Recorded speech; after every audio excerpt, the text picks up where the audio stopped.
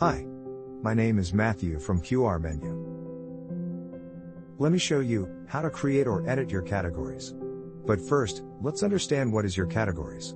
Categories are visible on the first pages of your menu. It allows you to group the dishes and products together. For example, in this menu, we have 3 categories: burger, hot dogs, and soda. Categories allow a better user experience for your customers. Now let me show you how to create a new category. Go to your dashboard, click on Menu and Category. Now click on Add Category. Enter your category name. Let's make a new dessert category. You can also add a picture for your category. Now, let's import a nice picture from my computer. Yep. Looks good. Let's crop the picture and edit. Now it's time to save your new category.